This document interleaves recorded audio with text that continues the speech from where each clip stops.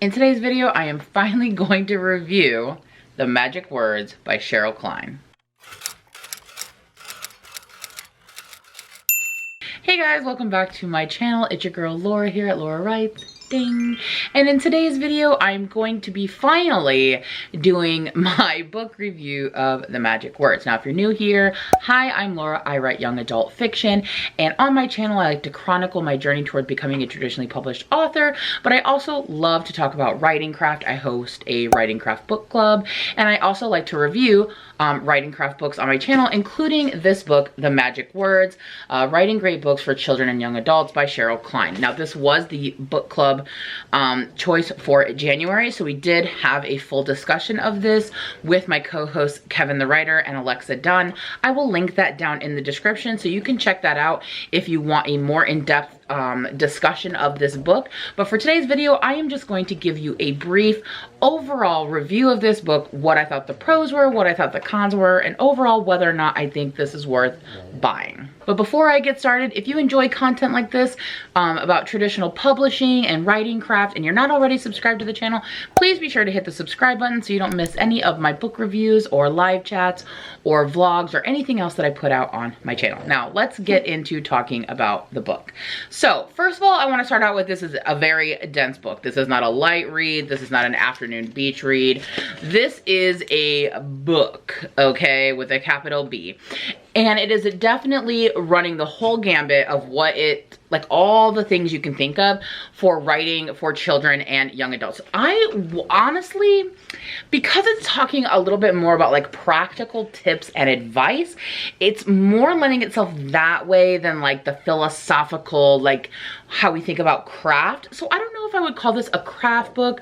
I would more or less consider it like a primer, right, of or like a seminal text or a textbook of something that really just teaches you the ins and outs of writing in the traditional sense, especially for children and young adults. So I will say that Cheryl Klein is an editor. She is a well-known young adult and children's editor. So she's coming from the editing perspective of entering traditional publishing as opposed to other books that are sometimes written by authors, or it's mostly authors, mostly writers, but she's actually an editor. So I thought that that was a really unique aspect of this book and something that I think really opens up new discussions and a new perspective on some of the things that she talks about. I am going to put this down though as I continue to talk about, because she's thick and your girl is not very strong and my arm's already starting to hurt. Okay, so now that I put that down and I'm feeling a little better,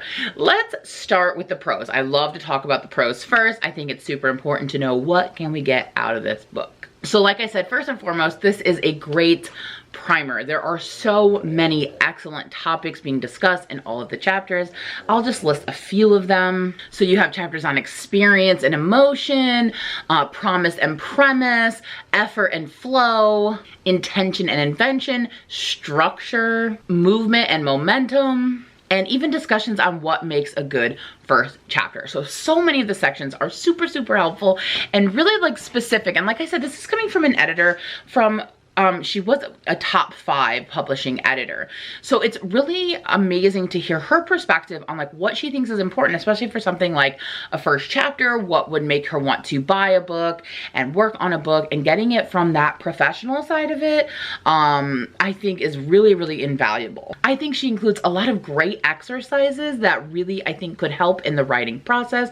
I think her tone is fantastic. A lot of times in craft books, people kind of take on an arrogant tone, like my way is the right way, you need to do things like this. She doesn't do that. She's really soft, she's really like gentle, and she's just like, look, you know, in the publishing world, this is what you should do. This is what we like.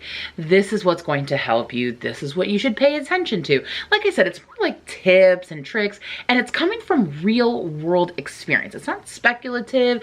It's not like unique to like one person's experience in publishing. It's her as an editor over the years, you know, her wealth of knowledge of that. And it's not prescriptive at all, and it's specific to writing for children and young adults. Like, could you get some things out of it if you were writing for adults? Sure, but that's really not the goal of it. And it's the first book I've ever read that's really targeting those markets and really taking all of these ideas and applying them specifically to that market. Because as we all should know, the market for children of really middle grade and young adult are very different. And then of course those markets compared to adult are also incredibly different. So if you are writing for children and young adults, this one is really, really honed in and specific to those areas of the market, which I find especially helpful. She also goes in with a great editor perspective. She shows what kind of editor notes she would give. She shows like an example of writing, what kind of editor notes she would give, what kind of feedback she would provide. She gives a lot of helpful terms in publishing that that may come up or would be useful for you. And a lot of them I had never even heard before, so I found that especially helpful. And she also just really provides a lot of great checklists and just overall, I think, advice. That is like the key word, is I think it is advice from an editor who publishes books. Like, look, you want to publish a book in this field? Come listen to your girl over here because I got all the answers. That's really what it feels like. And I actually really, really appreciated that, because sometimes we're getting advice from people that we're like, what do you know? Or do you really know enough about this topic? She does. She has the credentials. She has the ethos. She is someone to listen to.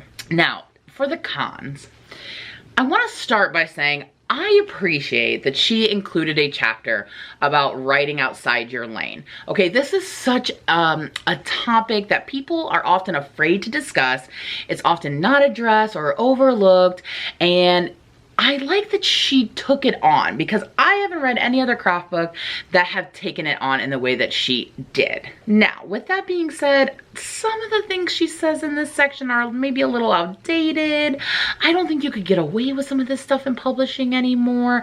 I think there's been a huge movement to just stay away from writing from the perspective of outside your lane. You should always have diverse casts and diverse stories to tell, but you shouldn't be telling from the perspective of someone, you know, that is not your particular lane, for lack of a better explanation. But she does really emphasize how important it is to have diversity in publishing, which I really did appreciate. And it's not just enough to have diverse writers.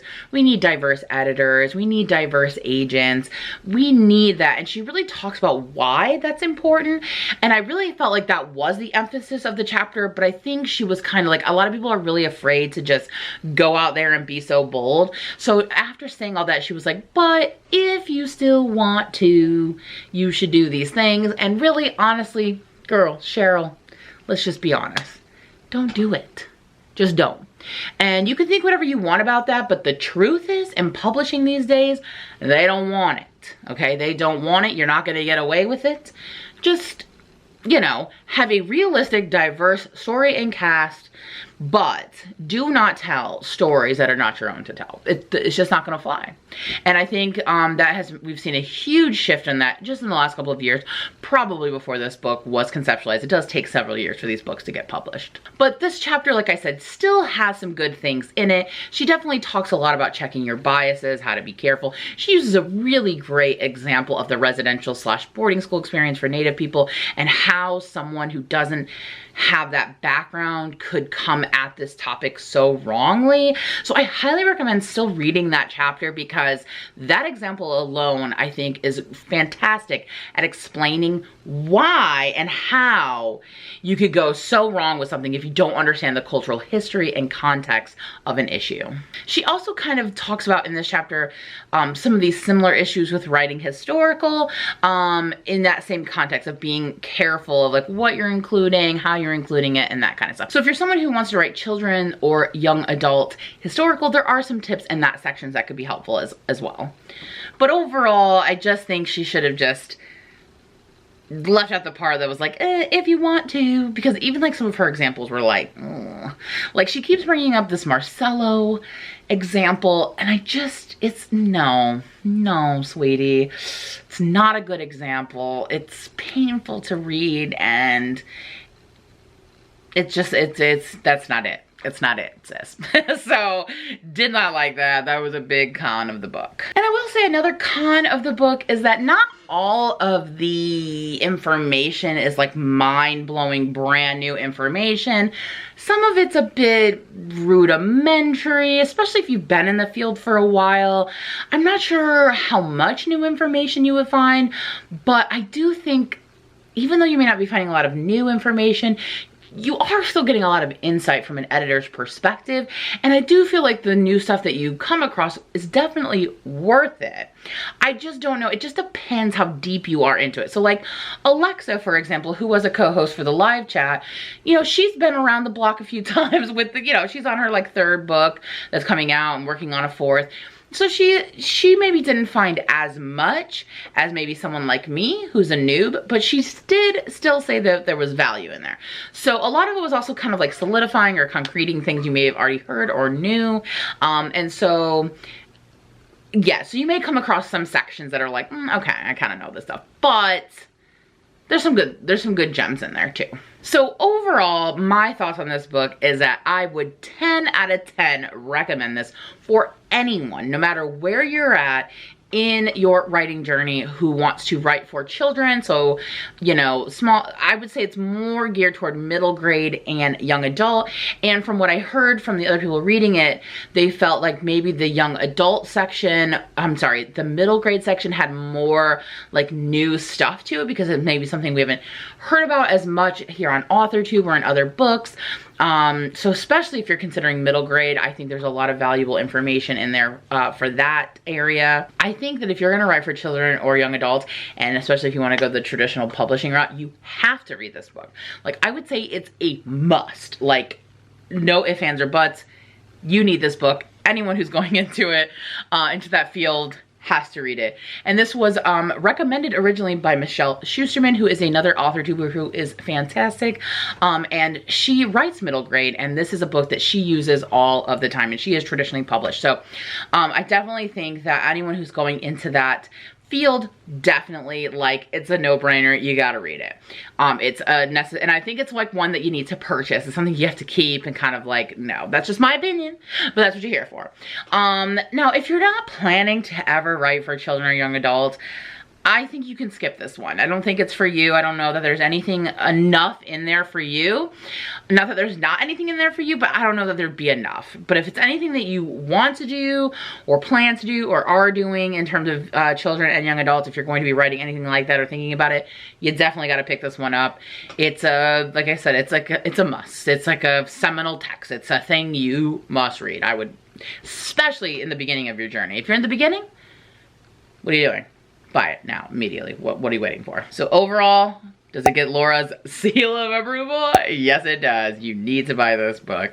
But yeah, I found it really valuable, really helpful. I definitely plan to go back to it several times, especially once I'm hopefully, fingers crossed, start to query at the end of the year, because that's the plan, that's the goal, that's the dream, friends. But I don't know, we'll have to just wait and see.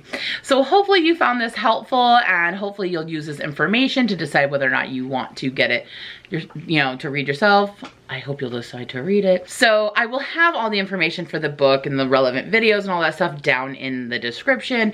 If you liked this review and you found it helpful, please be sure to give this video a thumbs up. It lets YouTube know that other people might find this valuable as well. And if you're not already subscribed and you want to continue to get book reviews and discussions of writing craft, and you want to watch me try to start querying by the end of the year, then make sure you hit that subscribe button, and I will see you guys in the next one. Thanks so much for watching. Bye!